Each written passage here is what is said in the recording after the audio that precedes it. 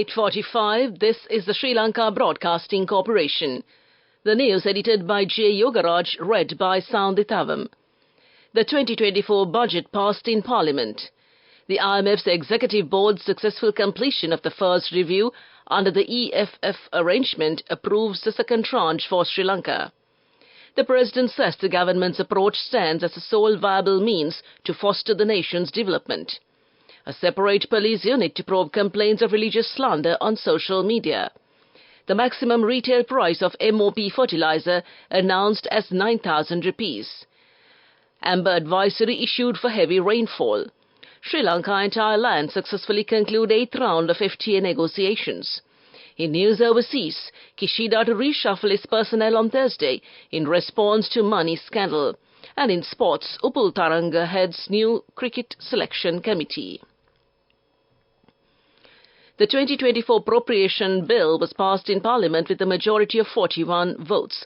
Accordingly, the 2024 budget was passed in Parliament with 122 voted in favour of the bill, while 81 MPs voted against it and MP C.V. Vigneswaran abstained from voting. The division on the third reading of the 2024 appropriation bill was held this evening following the concluding of the committee stage debate. On 13th November, President Ranil Wickremesinghe, in his capacity as the Minister of Finance, presented the 2024 budget, the country's 78th budget speech, to Parliament as part of the broader economic plan. Subsequently, the debate on the second reading of the appropriation bill commenced the following day and continued for 7 days. It was passed by a majority of 45 votes, with 122 parliamentarians voting in favour and 77 voted against it. According to the appropriation bill of 2024, the total government expenditure has been set at a record 6,978 billion rupees, an increase of nearly 33% compared to 2023.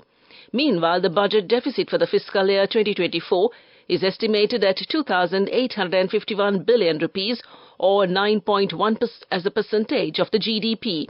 This is higher than the revised 8.5% of GDP in the current year. The original target for 2023 was 7.9%. President Ranil Wickremesinghe is delivering a special statement in Parliament on the International Monetary Fund's Executive Board's completion of the first review under the Extended Fund Facility Arrangement for Sri Lanka. In a special statement to Parliament today, President Ranil Wickremesinghe emphasised the critical role of the government's programme, backed by assistance from the International Monetary Fund and debt restructuring, in rebuilding the collapsed Sri Lankan economy. The President warned that deviating from this path could lead to another economic collapse, urging caution against the allure of political fairy tales. President Wickremesinghe highlighted the success achieved through the proper handling of the two fundamental factors, securing the support of the IMF and implementing debt restructuring. He asserted that by continuing this program, Sri Lanka has the potential to evolve into a developed nation. The President announced the approval of the second tranche of the IMF would result in the World Bank providing Sri Lanka with $150 million for deposit insurance. This injection of funds is expected to significantly fortify the Sri Lankan financial sector. Acknowledging the challenges posed by various taxes, including the value-added tax, VAT, President Wickremesinghe clarified that these decisions were made not out of choice, but as necessary steps for the country's future.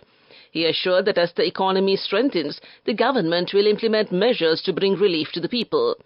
Calling on the nation to remember the progress made so far, President Wickremesinghe cautioned against the influence of mere speeches and criticisms.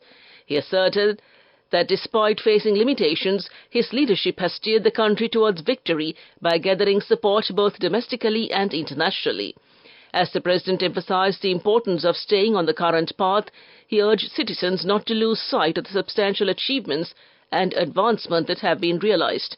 The President's statement outlined a strategic approach to economic recovery, emphasizing the symbolic relationship between the government's program, international assistance, and responsible financial decisions.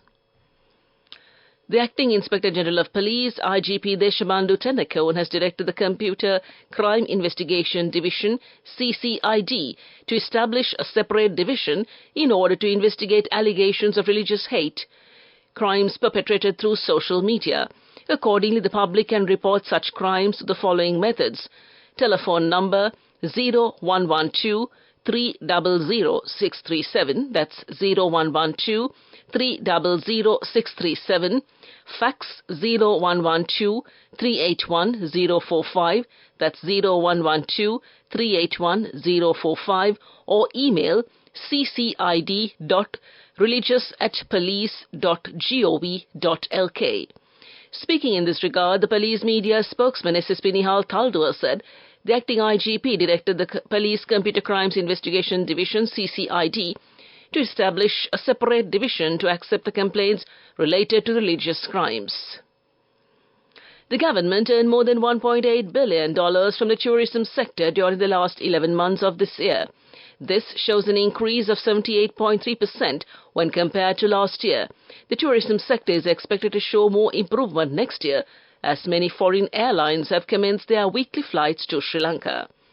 This news broadcast comes to you from the Sri Lanka Broadcasting Corporation. Enjoy interest-free installments on your shopping. Get a People's Credit Card from your nearest People's Bank today. Conditions apply.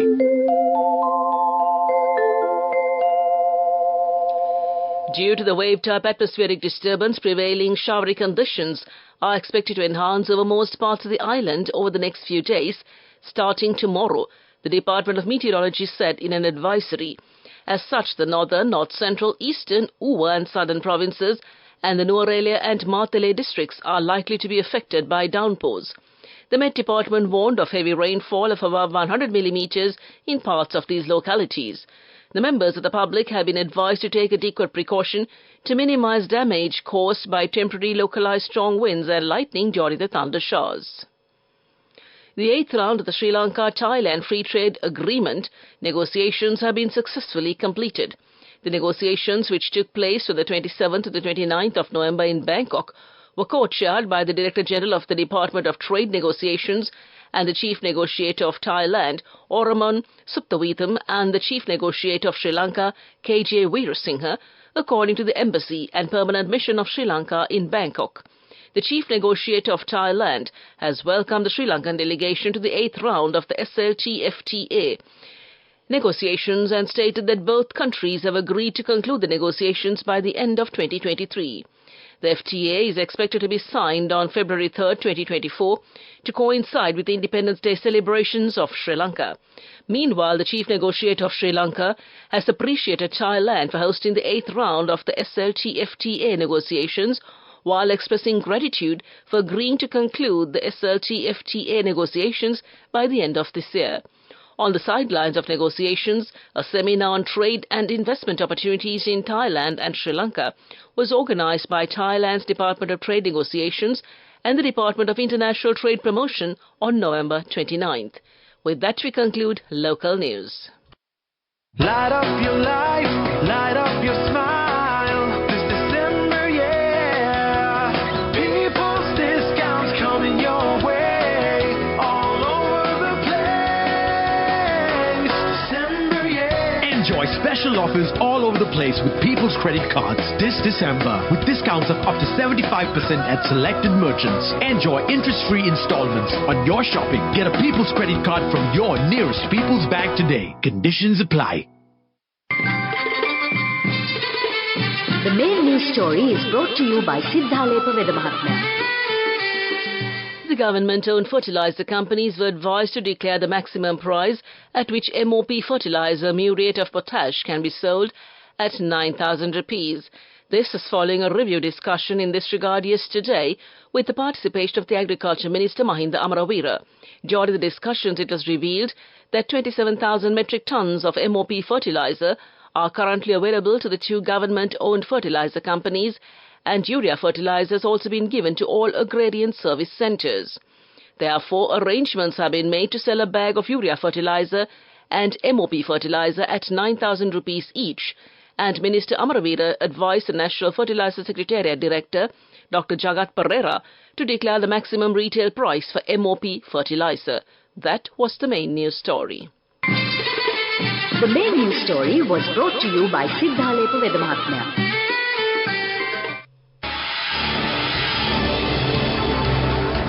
This is Watchlight. The number of dengue cases recorded in the first 11 months of 2023 has reached the highest infection levels during the past 3 years. According to the National Dengue Control Unit, the cases reported for the years 2020, 2021 and 2022 stood at 31,139, 35,054 and 76,467. As of December 5th, a total of 78,022 cases have been reported in 2023, with the highest number being from the Colombo district, which stood at 16,509. The Western Province has registered 36,480 cases, the highest province-wise, which represents over 47% of the total cases. Meanwhile, Sri Lanka has recorded 46 deaths related to dengue. That came to you in Watchlight. Coming up, World News.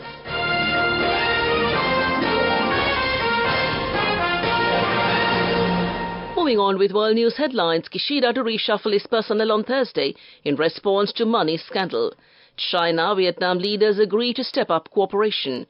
And Kuomintang narrows gap with ruling DPP in Taiwan presidential race.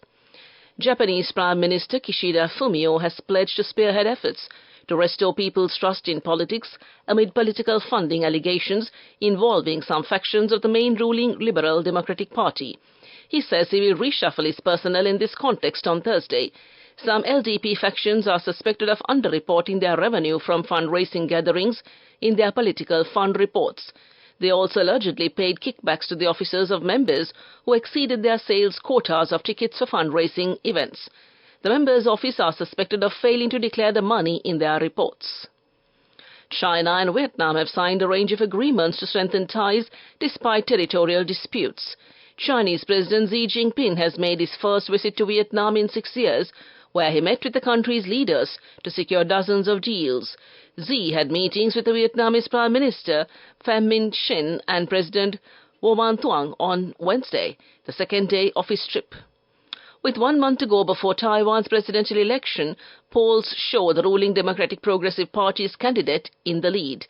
But his closest rival from the largest opposition party, the Kuomintang, appears to be closing the gap. Voters cast ballots on January 13th in the election held every 4 years to pick Taiwan's leader.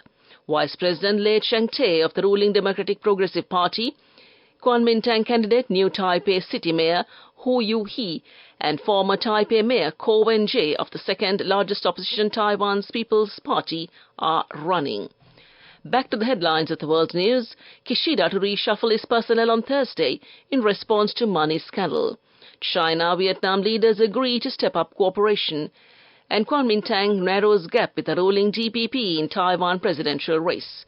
And that's world news. Development news. The Urban Development Authority has reactivated the solid waste management project at Aruwakalu disposal site for the capital city of Colombo. The total investment for this would be $130 million. The Minister for Urban Development and Housing, Prasanna Ranatunga, said that this time the project will be implemented next year under private partnership project, and the Cabinet has also approved his project proposal forwarded in this regard. The construction work of the project is scheduled to be completed on March 31st next year. That's development news. Moving on with sports news. And its cricket, former Sri Lanka skipper and opener Upul Tharanga was named new chairman of the National Cricket Selection Committee, while 4 other former national players, Tharanga Paranwethana, Ajanta Mendis, Dilruwan Pereira and Indika Deseram, are also in the committee approved by the Sports Minister Harin Fernando yesterday. The new selection committee is effective from yesterday, and they are expected to meet the Sri Lanka cricket officials before assuming duties. This is the first time young cricketers who recently retired from international cricket are in the National Cricket Selection Committee. Sri Lanka Cricket sent 10 names to the National Sports Council and National Selection Committee, considered these names and finally selected this 5-member committee. That came to you in sports news. Business news up next. Go ekakthiyana youth eකට life එකේ change එකට නියමෙට set වෙන්න as වහගෙන දැකපු වීන හැබැයි කරන්න youth එකට නියමෙට set The all-new NSB News. Sponsored by National Savings Bank, the safest place for your money. Brown's Pharmaceuticals recently entered into a partnership with Pet Doc App and Flash Health to redefine the local pet health industry. This new collaboration aims to provide pet owners with easy and quick access to high-quality pet care services and medication. Powered by Talco Solutions Private Limited, the Pet Doc App is an exclusive platform to help connect veterinarians and pet service professionals anywhere and anytime. It includes a wide range of facilities such as boarding, grooming, training and online vet consultations. Flash Health, one of the leaders in digital healthcare, offers an extensive range of services including island-wide medicine delivery, home lab services, online consultations and access to a wellness marketplace. That's business news. Economic news up next. Business News. Sponsored by National Savings Bank, the safest place for your money. Go ekak thiyana youth eකට life එකේ change එකට නියමෙට set වෙන්න ඇස් වහගෙන දැකපු වීන හැබැයි කරන්න youth එකට නියමෙට set වෙන්න friendship එක මෙන්න. The all-new NSB Ithru Mithru account. NSB IM, a plan for your dream. And now in economic news. Researchers are expected to improve towards the end of the year, aided from scheduled inflows from the IMF, WB and ADB, totaling to plus $1 billion post-signing of the IMF first review. First Capital Research says that official foreign reserves remained at similar levels earlier in the year, largely due to incremental pressure from imports with the relaxation of the import ban from June 23rd. Furthermore, continued absorption of the USD from the domestic foreign exchange market also caused pressure towards the reserves position. That's economic news. Weather report. The Met Department says that showery weather condition is expected to temporarily enhance over most places of the island for the next few days, commencing tomorrow. Showers will occur at times in the eastern and Uva provinces, also in Jaffna, Mullaitivu, Polonnaruwa and Matale. Several spells of showers will occur in Vavuniya, Kilinochchi, Mena, Anuradhapura and the Hambantota districts. Showers or thundershowers will occur at several places in other areas of the island after 1 p.m. Heavy showers above 100 millimeters are likely at some places in the eastern, Uva, western, Sabaragama provinces, also in Norelia, Gaul and the Matara districts. Misty conditions can be expected at some places in the western, Sabaragama, central, southern and Uva provinces in the morning. And back to the headlines of the news. The 2024 budget passed in Parliament. The IMF's Executive Board's successful completion of the first review under the EFF arrangement approves second tranche for Sri Lanka. The President says the government's approach stands as the sole viable means to foster the nation's development. A separate police unit to probe complaints of religious slander on social media. The maximum retail price of MOP fertilizer announced at 9,000 rupees. Amber advisory issued for heavy rainfall. Sri Lanka and Thailand successfully conclude 8th round of FTA negotiations. Kishida to reshuffle his personnel on Thursday in response to money scandal. And Upul Taranga heads new cricket selection committee.